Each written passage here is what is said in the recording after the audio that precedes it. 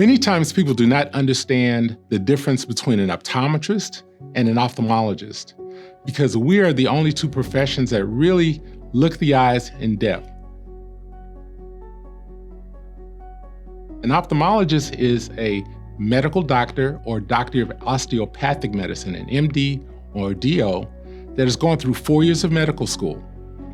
And then they do a 1-year internship, usually at a hospital where they're working under another doctor that's practicing, even though they have their MD degree. And then they take their surgical specialty residency to be board certified as an ophthalmologist. That is 3 years. Many times, and most ophthalmologists have a subspecialty. That could be in glaucoma, that can be in retina, that can be in cornea, that can be handling the eyelids, surgery of the eyelids of the eye, and that could be an additional 1 to 2 years. So your ophthalmologists are basically your surgical eye specialists. And a lot of what we do overlaps with what ophthalmologists do. We're more of your general eye care providers, just like you have your internal medicine and family practitioner, where we do most everything that ophthalmologists can do short of surgery. We're kind of like the gatekeepers of eye care. The connections between various systemic problems and their eye health greatly impact communities of color, specifically the Black community. One of the things that I do every day when we examine a person's eyes is look at the blood vessels and the blood flow and the conditions of the back of the eyes, and we connect that with their overall health. A lot of times people don't think about high blood pressure as affecting the eyes, but hypertension can cause narrowing the blood vessels in the back of the eyes, just like high cholesterol can, and pre-diabetes. So a lot of patients have been told that they were borderline, pre-diabetic, and it wasn't a point of emphasis.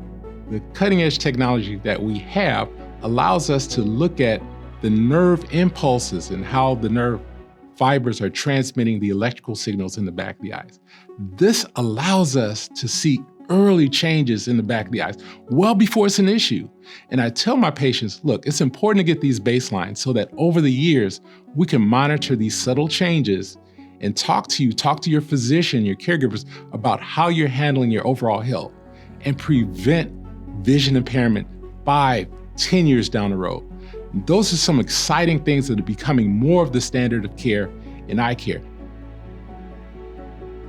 The importance of preventative measures, such as adhering to your medications, adhering to your diet, adhering to your overall lifestyle, is so critical. These are points of education that we need to share with our patients, and patients need to take just baby steps. My own personal health journey is that I'm living with type 2 diabetes, and I did not adhere to early changes when I was pre-diabetic. I kept kind of getting ready to, and I'm gonna get to it until you have that diagnosis. So I'm walking that journey with my own patients and tell them how I do not want them to have that same journey that I did. But those are preventative measures, the lifestyle and diet, adhering to your medication, making your doctor visits are so very critical, even when you're feeling perfectly healthy.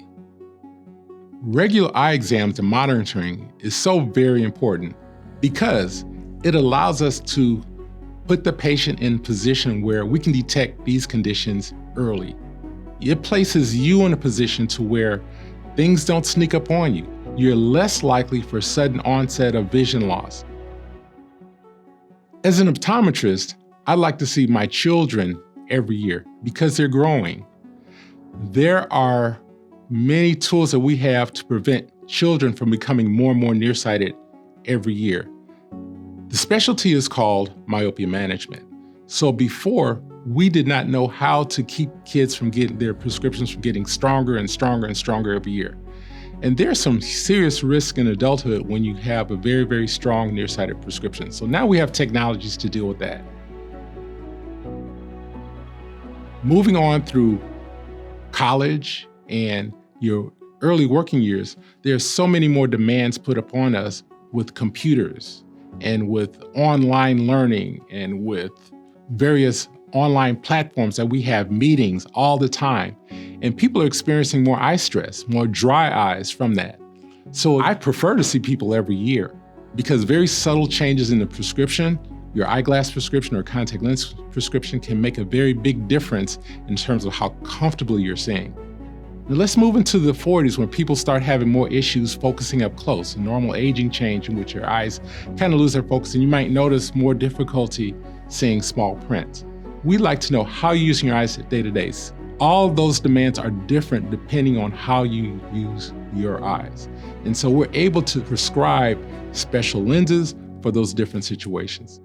We connect the dots between how well and how comfortably someone sees with their overall health. What most people don't think about is that dry eyes can often be one of the very first symptoms of autoimmune diseases.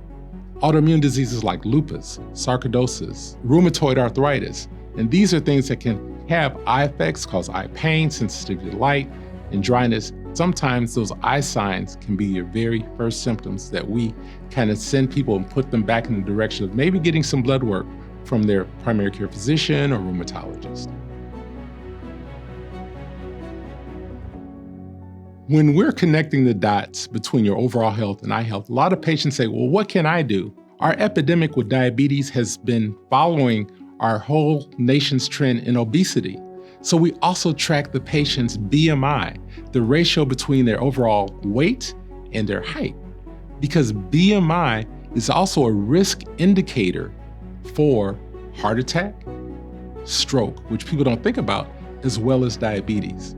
So we monitor that and we help the patient track that just like their primary care physician. A lot of times we can see blood vessel changes in the back of the eye in patients that are living with obesity. So we try to let them know of that connection, and whether they have diabetes or not, whether they have pre-diabetes or not, they can still be living with obesity. And we connect the dots and help them try to steer the ship, looking at how their overall life and their vision is going to be 5 to 10 years down the road.